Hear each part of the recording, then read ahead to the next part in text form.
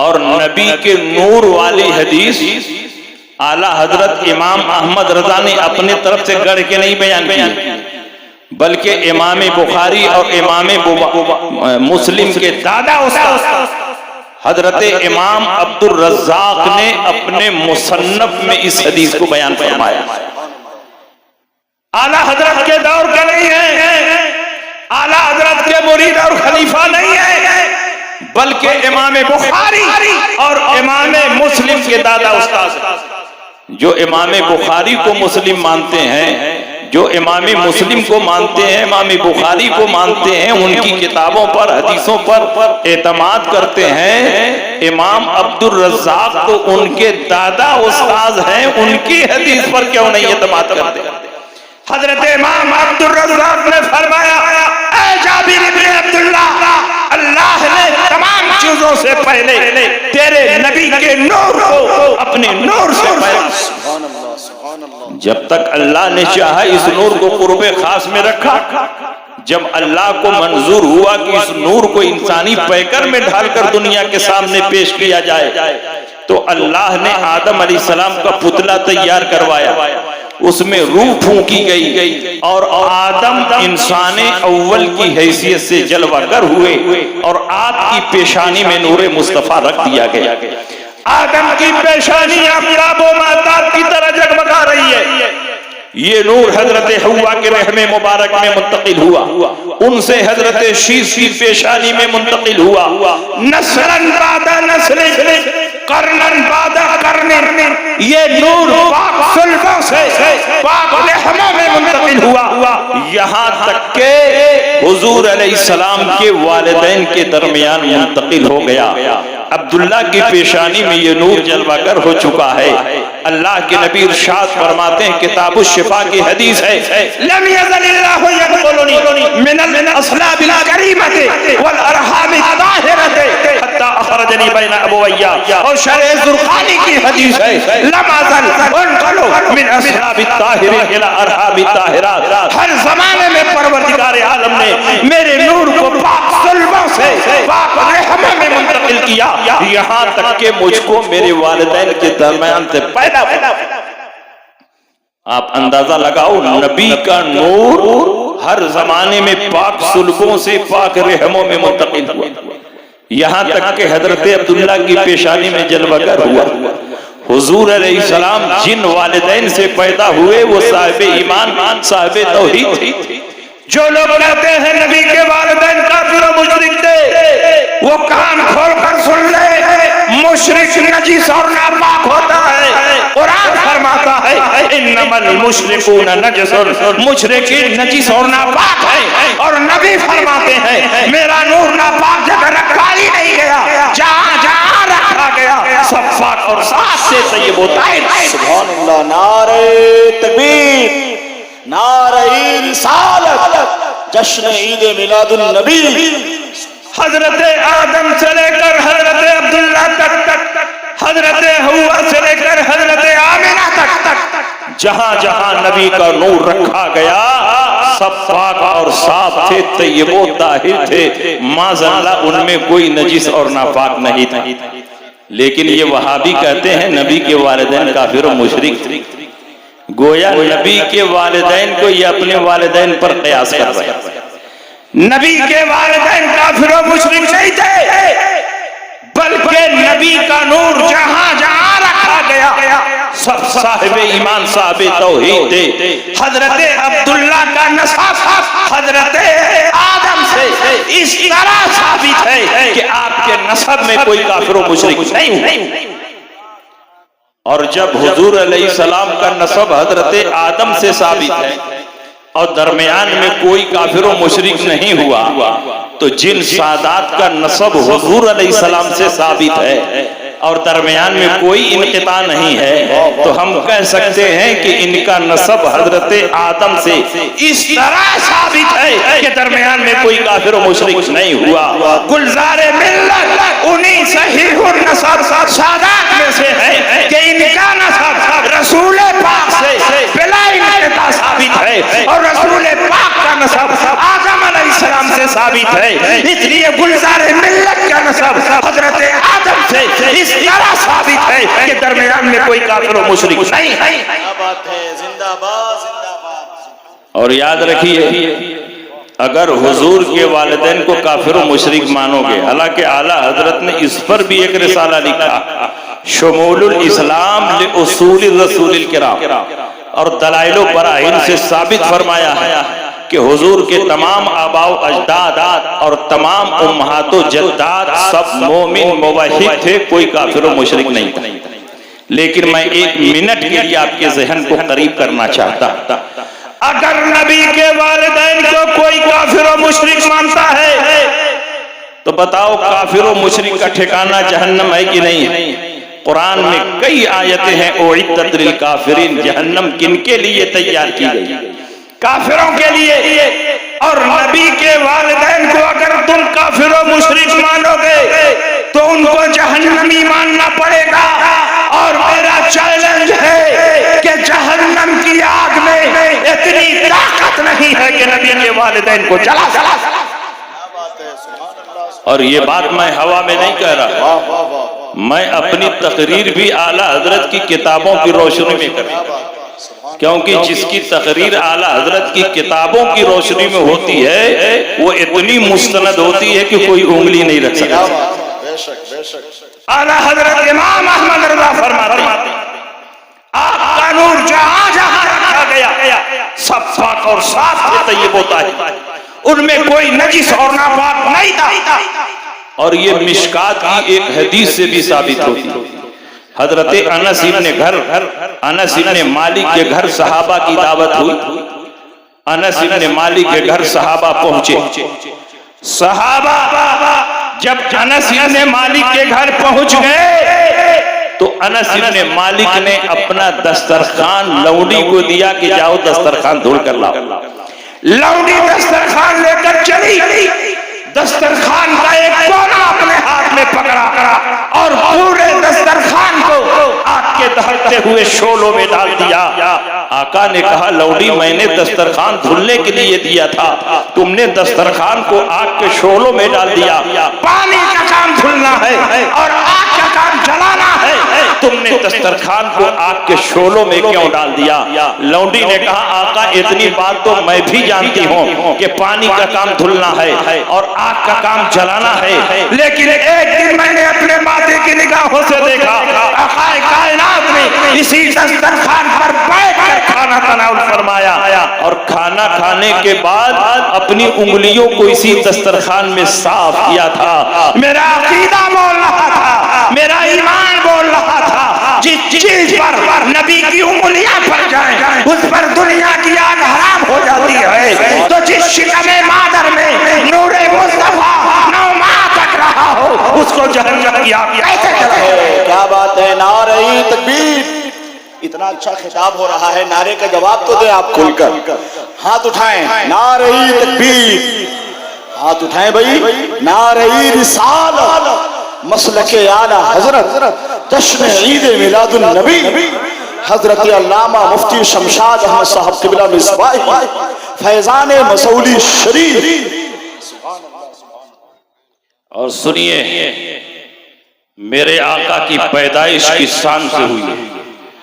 دنیا میں بڑے بڑے انبیاء اور مرسلین پیدا ہوئے، بڑے بڑے حکما اور سلطان پیدا ہوئے، بڑے بڑے عمرا اور روسا پیدا ہوئے، لیکن کسی بچے کی پیدائش کے وقت یہ علامتیں اور نشانیاں نہیں ظاہر ہوتی ہیں جو مصطفیٰ جان رحمت کی پیدائش کے وقت آمنہ کے گھر میں، مکہ مکرمہ میں اور دنیا کے گوشے گوشے میں ظاہر ہوئی۔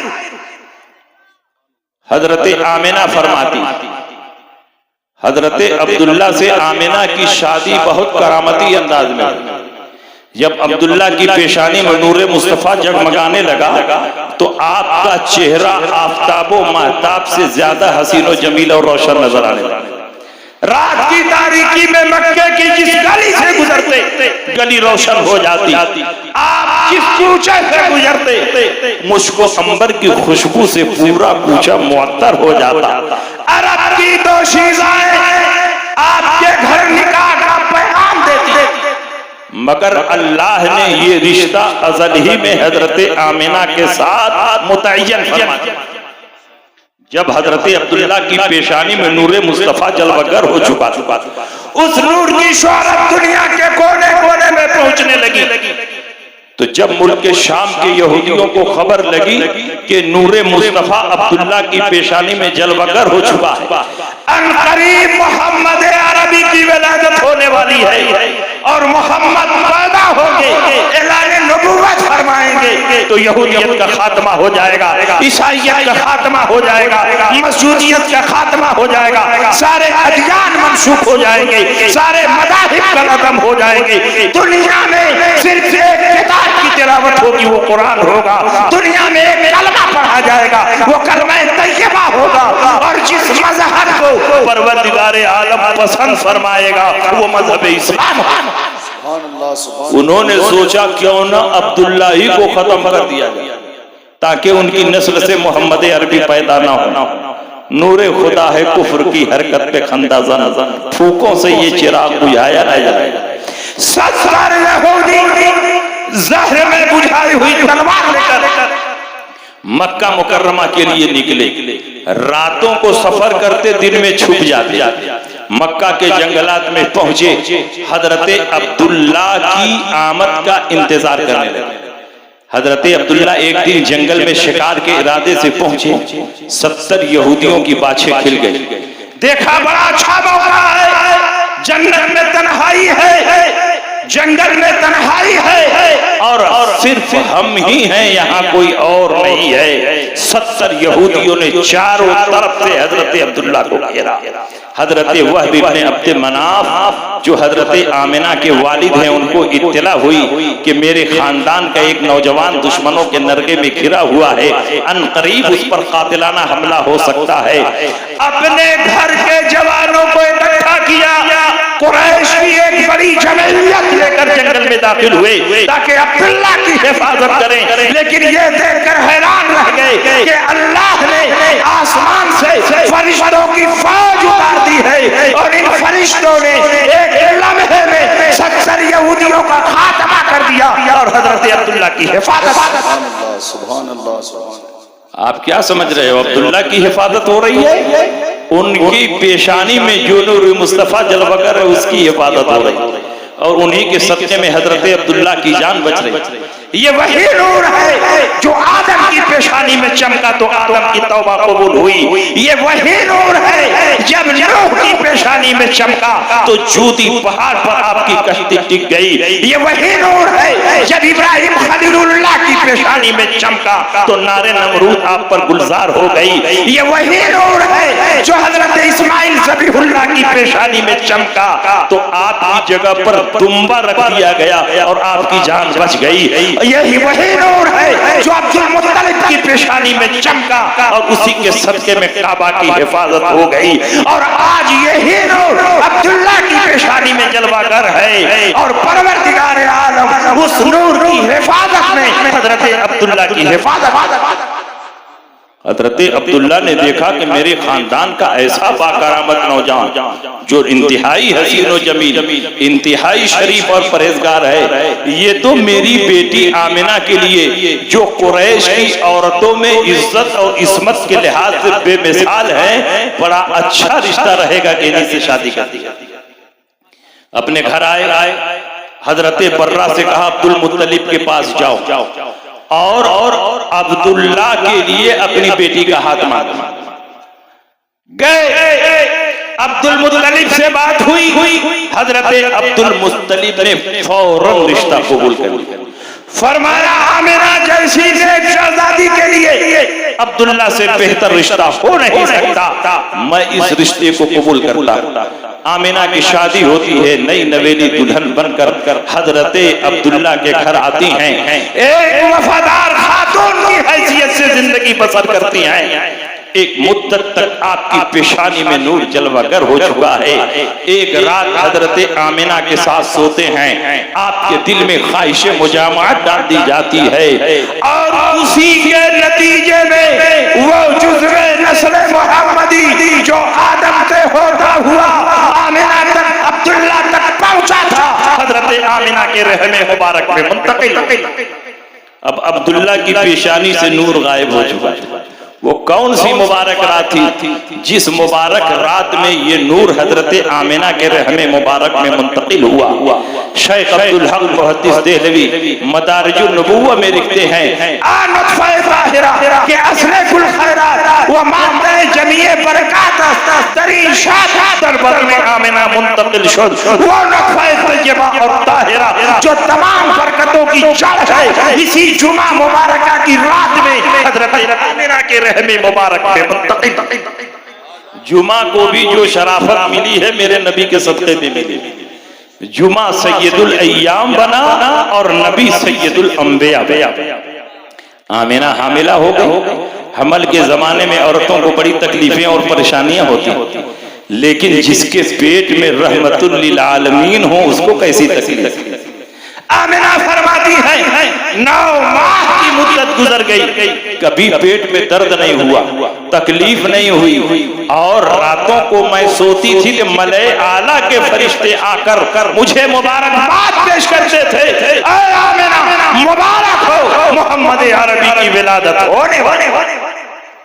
آمنہ فرماتی ہے میں اپنے حجرے میں اکیلی تھی، عبد المطلب طواف کعبہ کو گئے ہوئے، عبداللہ کا حضور کی پیدائش سے 4 ماہ پہلے مدینہ منورہ میں انتقال ہو چکا تھا۔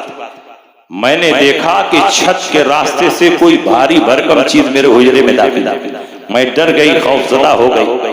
پھر میں نے دیکھا ایک سفید پرندہ آیا اور اس نے میرے اوپر اپنے پر کو مل دیا، سارا خوف ہرن ہو گیا۔ میں بہت پیاسی تھی، ایک پیالہ پیش کیا گیا جس میں دودھ کی طرح سفید چیز اور شہد کی طرح میٹھی چیز موجود تھی۔ میں نے پیالہ اٹھایا، پی لیا، ساری پیاس بجھ گئی۔ میں نے دیکھا زمین سے لے کر آسمان تک ایک ریشمی پردہ آویزہ کیا گیا ہے، اور غیب سے ندا آئی ہے اے آمنہ اس پردے کو پکڑ لے۔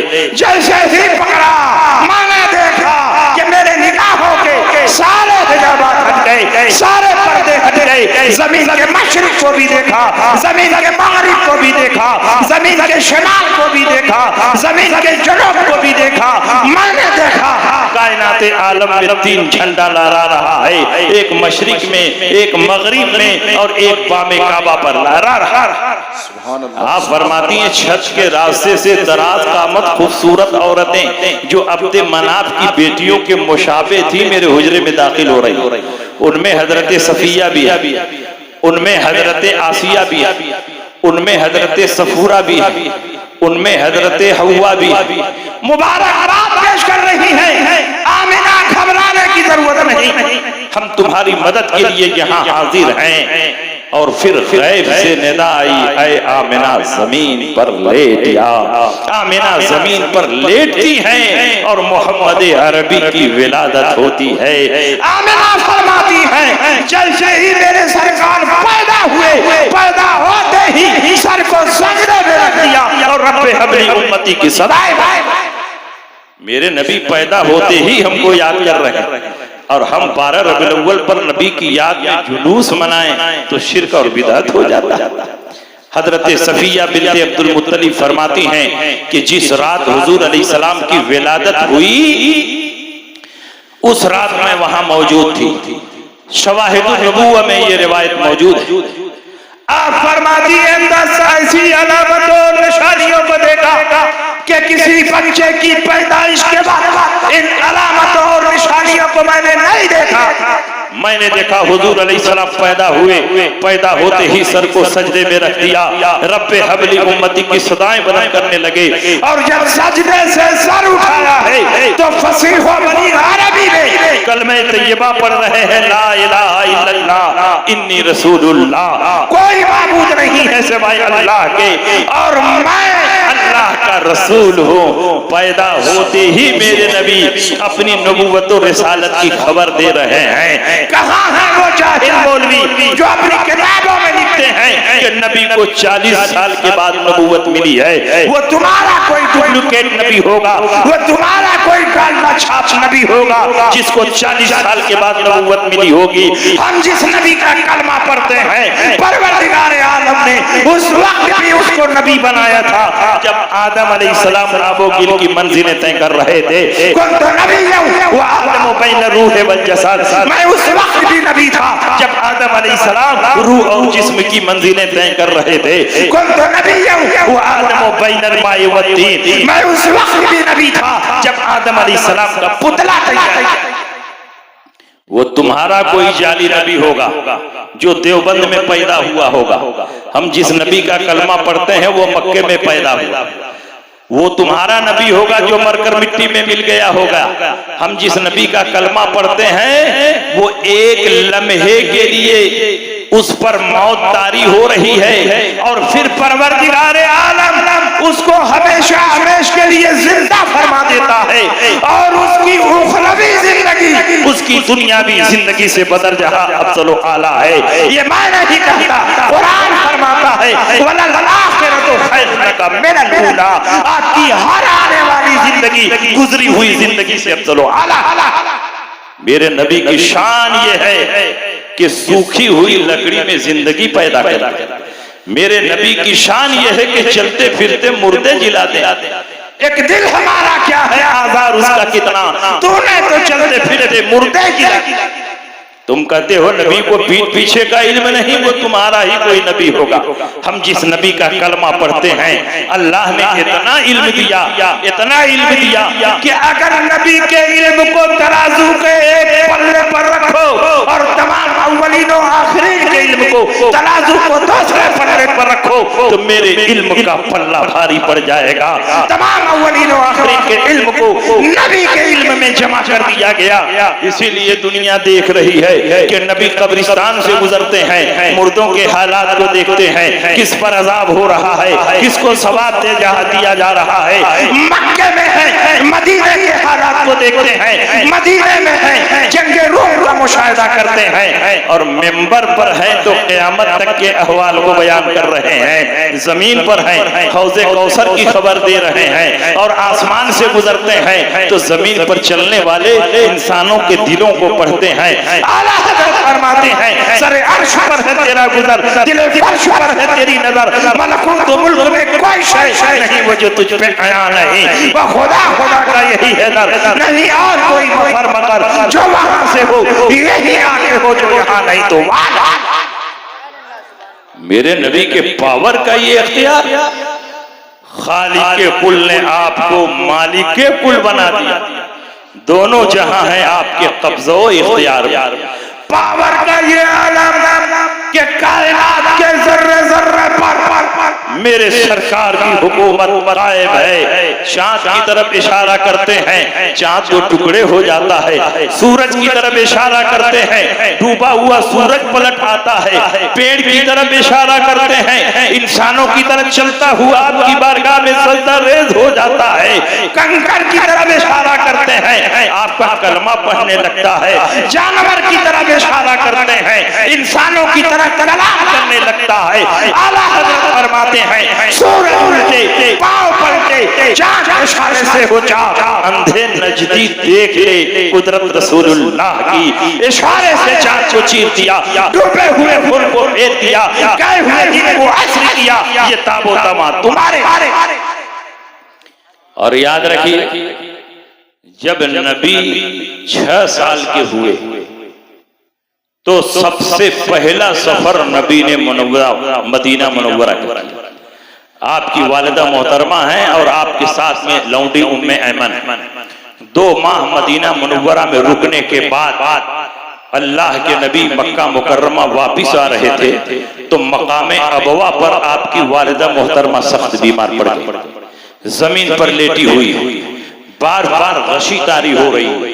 جب ہوش میں آتی ہیں تو اپنے بیٹے کے چہرے کو دیکھتی ہے, پیارے مصطفیٰ 6 سال کی ننھی سی عمر میں ہے، ماں کے سرہانے بیٹھے ہیں. یہ وہی بچہ ہے کہ ابھی پیدا نہیں ہوا تھا کہ باپ کا سایہ سر سے اٹھ گیا، اور ابھی 6 ماہ کی 6 سال کی قلیل مدت میں ہے اور ماں دنیا سے رخصت ہونے والی ہے. بار بار آپ پر غشی طاری ہو رہی ہے، لیکن جب ہوش میں آتی ہیں، پیارے بیٹے کے چہرے کو دیکھتی ہیں تو عربی زبان میں نبی کی نعت پڑھتی ہیں. بارک اللہ فیک من غلامی وإن صحبا بصرت بالمنام فأنت مبعوث إلى الأنام من عند ذی الجلال والإکرام. اے اللہ تو اس بچے میں برکت نازل فرما. جو کچھ میں نے خواب میں دیکھا ہے اگر وہ سچ ہے اور یقیناً سچ ہے تو میں اعلان کرتی ہوں کہ یہ بچہ پوری کائنات کے لیے نبی اور رسول کی حیثیت سے آنے والا. والدہ محترمہ کا انتقال ہو گیا، والدہ محترمہ مقام ابوا میں مدفون ہو گئی. اعلان نبوت کے بعد جب حضور علیہ السلام صحابہ کی فوج لے کر مقام ابوا کے پاس سے گزر رہے تھے تو حضرت علامہ جلال الدین سیوطی خصائص الکبریٰ میں تحریر فرماتے ہیں، میرے نبی مقام ابوا کے پاس سے گزرے، آپ کے قدم رک گئے. بچپن میں ماں کے سرہانے بیٹھے تھے، ماں کے چہرے پر غشی طاری ہو رہی تھی، ماں اشعار پڑھ رہی تھی. وہ پورا منظر آپ کے نگاہوں کے سامنے رقص کرنے لگتا ہے. حضور علیہ السلام کے قدم رک گئے اور ماں کا خیال آپ کے دل میں پیدا ہونے والا، آپ کے دل میں یہ چاہت پیدا ہوئی کیوں نہ ماں کی قبر پر حاضری دی جائے. وہ کون بیٹا ہوگا جو ماں کی قبر کے پاس سے گزر رہا ہو اور اس کے دل میں یہ خیال پیدا نہ ہو کہ ماں کی قبر پر حاضری دی جائے.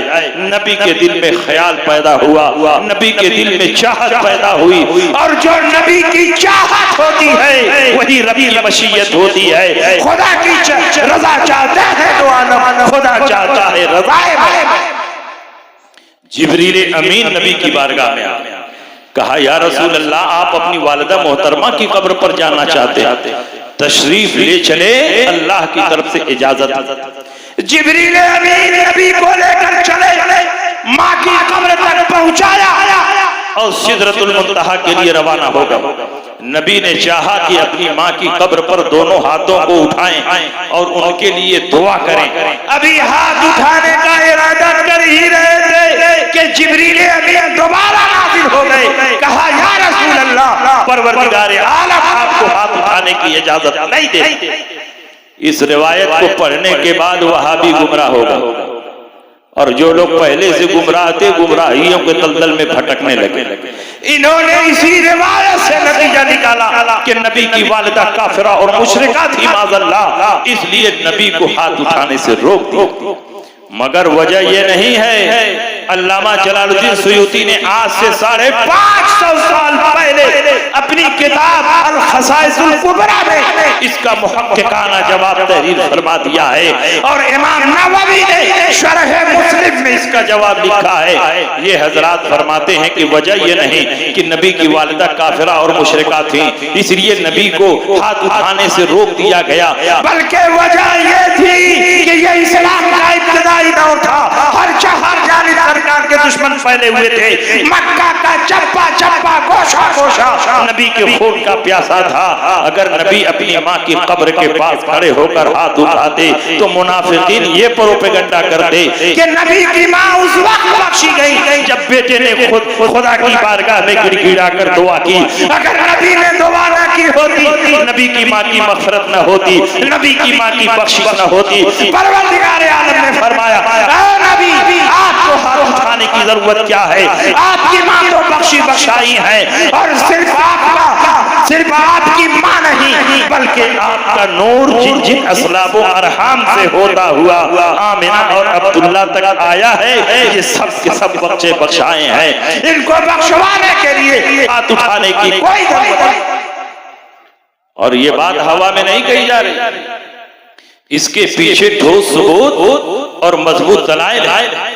اعلیٰ حضرت امام احمد رضا فاضل بریلوی نے اس موضوع پر بھی کتاب لکھی ہے، شمول الاسلام لأصول الرسول الکرام. اور دلائل و براہین سے ثابت فرمایا ہے کہ حضور علیہ السلام کے تمام آباء و اجداد مومن اور موحد تھے، معاذ اللہ کوئی کافر و مشرک نہیں۔ اور سنیے، حضور علیہ السلام کی والدہ کا انتقال ہوا، مقام ابوا میں دفن ہو گئے، اللہ کے نبی سید عالم اعلان نبوت کے بعد ان کی قبر پر جا رہے۔ اگر قبروں پر جانا شرک ہوتا، نبی اپنی ماں کی قبر پر تشریف نہ لے جاتے۔ اگر قبروں پر جانا بدعت ہوتا تو نبی شہدائے احد کی قبروں پر تشریف نہ لے جاتے۔ نبی شہدائے احد کی قبروں پر جا رہے ہیں، ماں کی قبر پر جا رہے ہیں، یہ اس بات کی دلیل ہے کہ قبروں پر جانا بدعت نہیں بلکہ رسول اللہ کی سنت۔ اور جب نبی دنیا سے چلے گئے تو اس سنت پر اب حضرت عائشہ صدیقہ بڑی مضبوطی سے عمل کر رہی۔ حضرت عائشہ صدیقہ نبی کی قبر پر بار بار حاضری دے رہے۔ حضور علیہ السلام کے بعد حضرت صدیق اکبر خلیفہ ہوئے، تقریباً 2 سال 3 مہینہ انہوں نے خلافت کو انجام دیا۔ آپ کے بعد عمر ابن خطاب خلیفہ ہوئے اور آپ نے 8-10 سال تک امور خلافت کو انجام دیا۔ ابو بکر دفن ہوئے، نبی کے بغل میں دفن ہوئے، عمر دفن ہوئے، ابو بکر کے بغل میں دفن ہوئے۔ حضرت عائشہ صدیقہ پہلے حضور کی قبر پر آتی رہیں، جب صدیق اکبر کی قبر بنی صدیق اکبر کی قبر پر جاتی رہیں، جب عمر ابن خطاب کی قبر بنی تو اب عمر ابن خطاب کی قبر پر بھی آ رہی ہیں۔ لیکن آپ کے عمل میں ایک چینجنگ آ گئی ہے، اب آپ آتی ہیں تو چہرے پر نقاب ڈال کے آتی ہیں، پورے جسم کو چادر سے چھپا کر آتی ہیں۔ صحابہ نے پوچھا ام المومنین اس کی کیا وجہ ہے؟ سب سے پہلے حضور کی قبر بنی، آپ آتی رہیں، آپ کے چہرے پر نقاب نہیں آیا۔ صدیق اکبر کی قبر بنی، آپ آتی رہیں، آپ کے چہرے پر نقاب نہیں آیا۔ لیکن جب سے عمر ابن خطاب دفن کیے گئے ہیں، آپ آتی ہیں تو چہرے پر نقاب کیوں ہوتا ہے؟ حضرت عائشہ صدیقہ کا جواب سنو اور مسلک اعلیٰ حضرت کی حقانیت کو اپنے ماتھے کی نگاہوں سے دیکھو۔ حضرت عائشہ فرماتی ہیں سب سے پہلے حضور کی قبر بنی، حضور میرے شوہر ہیں، اپنے شوہر سے کوئی پردہ نہیں ہوتا۔ اس کے بعد صدیق اکبر کی قبر بنی، صدیق اکبر میرے باپ ہیں اور اپنے باپ سے بھی کوئی پردہ نہیں ہوتا۔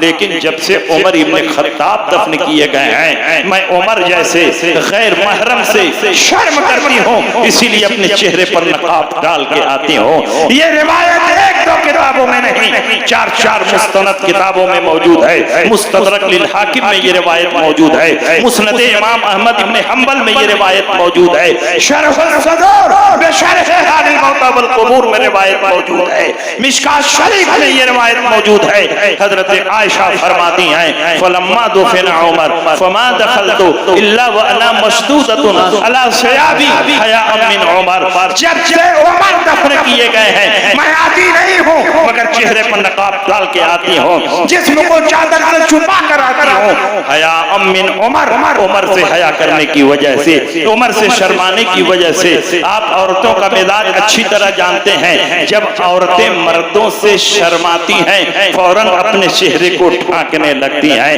گویا حضرت عائشہ صدیقہ نے اپنے اس عمل سے دنیا کے مسلمانوں کو بتا دیا کہ عمر اپنی قبر میں زندہ ہے اور آنے والوں کو دیکھ رہے ہیں۔ جب نبی کا غلام اپنی قبر میں زندہ ہے تو نبی کی زندگی پر مناظرہ کیوں ہو رہا ہے؟ نبی کی زندگی پر مباحثہ کیوں ہو رہا ہے؟ اسی عقیدے کو اعلیٰ حضرت نے دنیا کے سامنے پیش کیا۔ تو زندہ ہے واللہ، تو زندہ ہے واللہ، میری چشم عالم سے چپ جانے لگا۔ نعرے تکبیر، نعرے رسالت، یا رسول اللہ، مسلک اعلیٰ حضرت، زندہ باد، فیضان اعلیٰ حضرت، زندہ باد، ہماری ہمت ہماری طاقت، گلزار ملت گلزار ملت، ہماری ہمت ہماری طاقت۔ بتاؤ میلاد مصطفیٰ سمجھ میں آ رہا ہے کہ نہیں آ رہا؟ مصطفیٰ جان رحمت کی عظمت سمجھ میں آ رہی ہے کہ نہیں آ رہی؟ جس نبی کے صدقے میں سب کچھ ملا، اس نبی کی محبت میں جلوس نکالیں تو تم شرک اور بدعت کرتے ہیں۔ کیا نبی مدینہ منورہ میں گئے تو صحابہ نے جلوس نہیں نکالا؟ نبی کے نعرے نہیں لگائے؟ کیا فتح مکہ کے موقع پر جب 10,000 کا لشکر جرار لے کر نبی مکہ مکرمہ میں داخل ہوئے تو صحابہ نے جلوس نہیں نکالا، نعرے تکبیر کے ترانے نہیں بلند کیے، اور جنگ تبوک سے اللہ کے نبی تشریف لائے تو صحابہ اپنے ہاتھوں میں جھنڈیاں لے کر جلوس کی شکل میں نبی کا استقبال کیا۔ آج وہی سنت ہم ادا کر رہے ہیں، وہی سنت دہرا رہے ہیں۔ الحمدللہ 12 ربیع الاول کو جب آپ جلوس نکالتے ہو تو دوسری قوموں کے لوگ آپ کی بھیڑ بھاڑ دیکھ کر پوچھتے ہیں کہ آج کون سا دن ہے کہ مسلمان روڈ پر جلوس نکال رہا ہے۔ ان کو بتایا جاتا ہے کہ آج میرے سرکار کی پیدائش ہوئی ہے، آج میرے سرکار کی ولادت ہوئی ہے، تو غیروں کے دلوں پر نبی کی عظمت پیدا ہوتی ہے، یوم ولادت کا اہتمام ہوتا ہے تو غیروں کے دلوں پر نبی کی دھاک بیٹھتی ہے۔ اس لیے ہم صبح قیامت تک نبی کی محبت میں جلوس عید میلاد النبی نکالتے رہیں گے، غیروں کو بتاتے رہیں گے اور یہ اعلان کرتے رہیں گے، حشر تک ڈالیں گے ہم پیدائش مولا کے دھوک مثل فارس نجد کے قلعے گراتے جائیں گے، خاک ہو جائیں عدو چل کر مگر ہم تو رضا، دم میں جب تک دم ہے ذکر ان کا سناتے جائیں۔ الحمدللہ میلاد کے موضوع پر بھی تقریر ہو گئی، نبی کی عظمت پہ بھی تقریر ہو گئی، مسلک اعلیٰ حضرت کا بھی بیان ہو گیا۔ تو اب کوئی یہ نہیں کہہ سکتا ہے کہ رات بھر پیر صاحب کا خطبہ ہی پڑھتے ہیں، ہم کو کوئی نئی بات نہیں ملتی ہے۔ الحمدللہ حضور گلزار ملت کے جلسے کی خصوصیت یہ ہے کہ صرف اور صرف مسلک اعلیٰ حضرت اور مسلک اہل سنت پر تقریریں ہوتی ہیں، لوگوں کے دل و دماغ میں مسلک اعلیٰ حضرت کی عظمت کو بیٹھایا جاتا ہے، کیونکہ آج کے فتنوں کے دور میں جو مسلک تمام فتنوں کا تنہا مقابلہ کر سکتا ہے وہ مسلک کوئی اور نہیں بلکہ مسلک اعلیٰ حضرت۔ لحد میں عشق رخ شہ کا داغ لے کے چلے، اندھیری رات سنی تھی چراغ لے کے چلے، تیرے غلاموں کا نقش قدم ہے راہ خدا، وہ کیا بہت سکے جو یہ سراغ لے کے چلے۔ وآخر دعوانا الحمدللہ۔